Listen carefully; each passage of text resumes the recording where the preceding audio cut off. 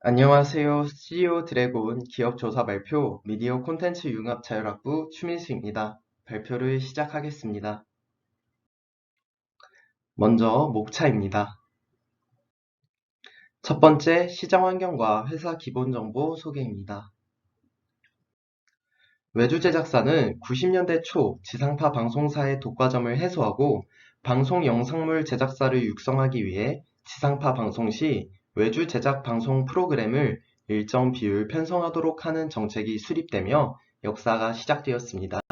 시행 초기에는 방송 전체의 3%대였으나 현재는 35% 내외를 기준으로 하고 있으며 특히 다수의 국민이 방송을 보는 주시청 시간대의 15% 이상 외주 방송 프로그램을 편성하도록 제도화되어 있습니다. 현재는 외주 제작물 의무 편성 비율에 대해 지상파 방송사들이 크게 반발하고 있습니다. 높아진 편성 비율로 대부분의 지상파 방송사가 기준을 상회하고 있으며 외주 제작사가 OTT로 진출하는 것 역시 지상파 방송사의 경쟁력을 약화시키는 것으로 보는 견해가 있습니다. 따라서 의무 비율이 아닌 새로운 지원 정책을 수립하자는 의견이 지상파 방송사를 중심으로 거론되고 있습니다. 90년대 이후 꾸준히 성장한 외주 제작사는 91년 44개 업체에서 2015년 532개 업체로 08년 매출 7천억에서 15년 매출 1조 1,400억으로 크게 성장했습니다. 특히 OTT 서비스의 등장으로 기존 지상파 방송 여부에 대한 고민이 해소되면서 현재는 외주 제작사와 지상파 방송사 사이의 균형이 외주 제작사로 기울었다고 보는 견해가 많습니다. 다음으로 스튜디오 드래곤에 대해서 설명하겠습니다. 스튜디오 드래곤은 2016년 5월 3일 CJ ENM의 드라마 사업 부문이 물적 분할된 회사로 주로 같은 CJ ENM 계열의 TVN과 OCN의 오리지널 드라마를 제작하고 있으며 넷플릭스 오리지널과 같은 OTT 오리지널 제작, 지상파 드라마 제작, 영화 제작 부문에서 활동하고 있습니다. 공식 홈페이지 기준으로 방영 예정작까지 현재 총 197여 편의 영화와 드라마를 제작한 회사입니다. 자회사로 문화창고, 화인담 픽처스, KPJ, GT스트를 소유하고 있으며 현재 가장 강력한 드라마 제작사로 뽑히고 있습니다. 스튜디오 드래곤의 대표작으로는 첫 지상파 드라마인 2011년의 드림아이 원, 케이블 방송으로서 굉장히 높은 시청률 8%를 달성한 2013년의 미생, 그리고 대표적인 히트작 2016년의 도깨비 등 소개해드리지 못한 여러 인기 드라마를 제작한 제작사입니다. 이 외에도 한국 베트남 공동제작, 한국 중국 공동제작 등 다양한 글로벌화를 시도하기도 했습니다. 다음으로 스튜디오 드래곤의 유통구조와 전략에 대해서 알아보도록 하겠습니다. 2018년 이전까지 스튜디오 드래곤의 매출 실적 대부분은 국내 내수 시장이었습니다. 이 실적의 바탕은 CJ ENM이라는 대한민국 최대 콘텐츠 대기업이 모기업으로 있었기 때문으로 생각됩니다. 특히 다른 외주 제작사와 달리 스튜디오 드래곤은 제작한 드라마를 안정적으로 방영할 수 있는 CJ 계열의 TVN과 OCN이 있었기 때문에 OTT 등장 이전에도 방송 창구 물색에 대한 부담이 적었던 것으로 판단됩니다.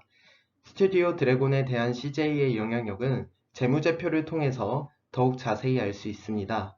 실제 증권사에 공시된 재무제표상에서 2018년 스튜디오 드래곤의 전체 매출 3,700억 원 중 46.97%가 CJ와 연관된 매출액이었습니다. 현재는 재무제표상으로는 이런 모습을 많이 탈피한 상태입니다.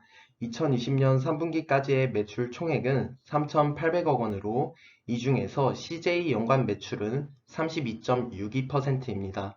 그러나 이런 변화는 특별히 내수 시장에서 개선된 것이 아니라 OTT 서비스의 증가로 인한 수출액 증가로 CJ 연간 매출 비중이 낮아진 것으로 여전히 국내 시장에서 스튜디오 드래곤의 유통 전략은 CJ ENM을 바탕으로 두면서 OTT를 부가적으로 활용하는 모습을 띠고 있습니다. 그 사례로는 미스터 션샤인을 들 수 있습니다. 미스터 션샤인은 2018년 7월부터 9월까지 방영된 드라마로 TVN에서 방영하고 넷플릭스에서 독점 서비스를 하고 있는 작품입니다.